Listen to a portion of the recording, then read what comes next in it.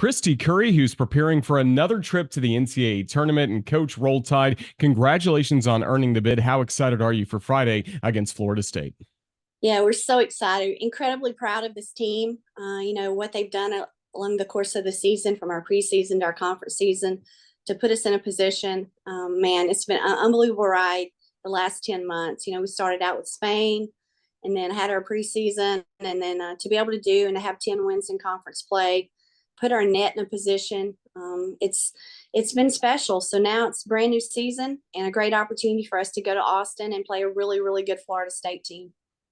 Going back to that trip to Spain and all the hard work you guys did in the preseason, did you see glimpses that a season like this would be possible to finish top four in the league and to get another NCAA tournament bid?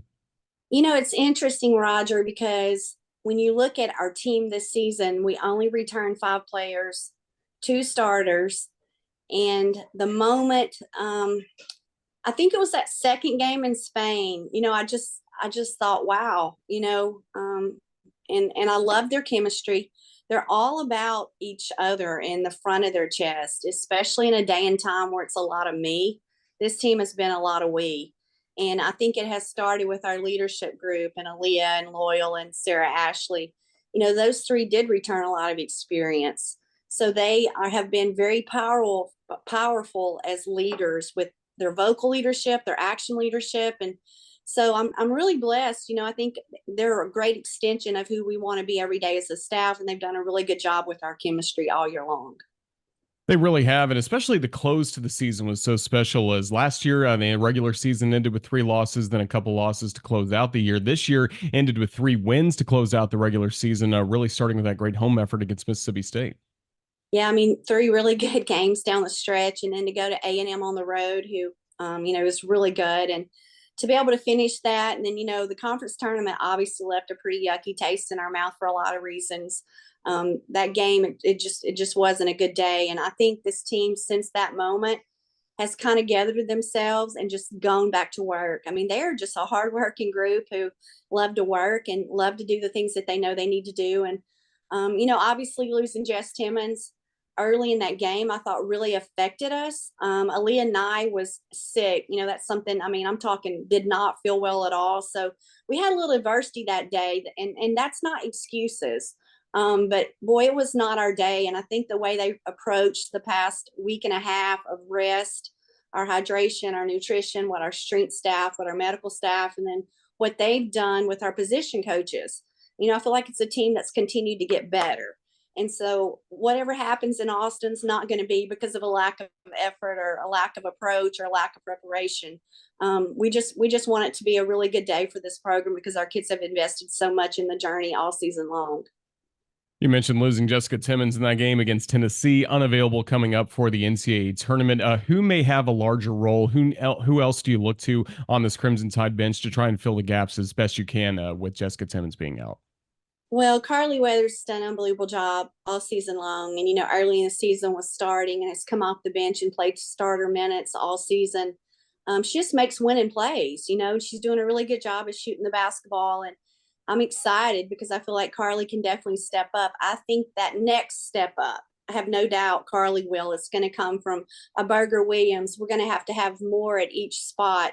Obviously, depth has been a concern for us this season. We've been really blessed up to this point not to have any major injuries. The timing of this isn't great, but at the end of the day, it's going to be somebody else's turn. And that's why you play and practice and prepare. So I think it's going to have to come from a collective effort. It can't just come from one person. Our bench is going to have to play better. Our 5 players are going to have to give us a lot here down the stretch. I mean, we need to be a double-double, especially with the team we're playing, in Austin against Florida State. So it's going to have to come from the committee, as I say. It's got to come by committee. Taking a look at some of the individual honors for the Crimson Tide this year, starting with the 5-position Essence Cody, who, of course, came to Alabama with high expectations, being a McDonald's All-America, all the accolades she picked up in the state of Georgia. How did you see her progress through her freshman year to be named freshman team All-SEC? Well, she just continued to get better. She's brought a tremendous amount of energy every day. She's come ready to learn. It's a difficult league to be thrown into and be a starting 5. I think there was one freshman that she actually went against all season at the 5 spot. when you're playing against 21, 22, 23, you've got the COVID in play, rule in play. I mean, she's had to grow up quickly. And I think she's done an unbelievable job. She is so coachable. She is so sweet. She is just, you know, only scratched the surface too. So we need a big day from Essence Cody here in the NCAA tournament. I know she's excited to play on her first NCAA tournament. It's why she came to Alabama, and she has definitely elevated our post play.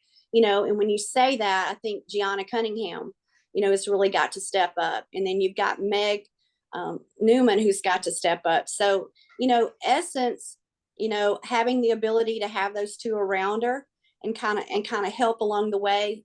Naomi Jones was a big loss for us. I think she's got an incredible future. So, we'd love to see Essence and Naomi together on the floor in the future. And that's kind of what we were doing at the time she went down. So Essence is just doing so good, and I'm so proud of her and love coaching her. Of course, last year we got to see a lot of three-pointers from Aaliyah Nye, but this season, not only are we seeing the three-pointers better than anybody in the SEC, but, Coach, we're also seeing her defend, and that's what really led to her being all SEC second team. Yeah, I mean, she's become one of our best defenders, draws the toughest matchup. She's done a really good job of keeping the basketball in front of her. Her communication, she's a lot more vocal. She really anchors our defense. And a lot of times, we've got the ball stopped and then we're back. And it's going to be really critical to our success against Florida State that we have a great transition defense plan. And, Aaliyah will really anchor that for us. And we're excited. I think she offensively has really taken her game to another level. We've really worked hard on that 3-level score mentality where I'm not just a catch and shoot player, but I can, 1-2 dribble pull up. I'm getting to the rim. She's getting to the free throw line more. So it's something that we continue to develop, and she's constantly in the gym. She's feeling better this week. So that's really important that, she's feeling a lot better than she was about a week and a half ago. We certainly love to hear that. And of course, the last few years, you really had a coach on the floor in Hannah Barber on the point guard. And this year, Sarah Ashley Barker, she's also talked about maybe down the road, she'd like to be a coach. And she's developed so much in her leadership for this team, her all around game. Just what can you say about her that led to her being first team All SEC? She's got some grit, some toughness. She's everything that we want to be about at Alabama as far as how hard she works, how hard she goes. And, her maturity and the ability to play the next play has progressed from last season to this season more than any player I've ever coached. I mean, she has really taken her game to another level, and her leadership. And I think she has had, the opportunity at Georgia, the opportunity at Alabama to see a lot of different leaders and a lot of different people around her. And I think she has, really done an unbelievable job of every single day being willing to say the hard thing. And the reason that you can do that is because of how hard and how much work you're putting in. So your hardest worker has to be a leader. And I will tell you that I think that she, Aaliyah, and Loyal embody that, and we've just been blessed to have leadership by committee, and Sarah Ashley's done an unbelievable job. I'm so proud of the year that she's having and can't wait for the future. Well, the future starts this Friday with Alabama in the first round of the NCAA tournament against Florida State. Just what have you learned about the Seminoles since Selection Sunday? Well, they have 2 first-team All-ACC selections. They're unbelievably talented. Obviously, Tanaya Latson really is the everything for them. I mean, she's a phenomenal backcourt player, and they're really good in transition. They do a really good job of playing with a tremendous amount of pace and very familiar with their team. So a lot of these kids in the summer, obviously we're in the same region. Brooke Wyckoff's done an unbelievable job, and to battle what she's battling this season, it's as she's gone along, it has to be one of the best coaches in the country. And I just have a lot of respect for their program, and it's going to be a tough challenge for us, but we're excited about the matchup.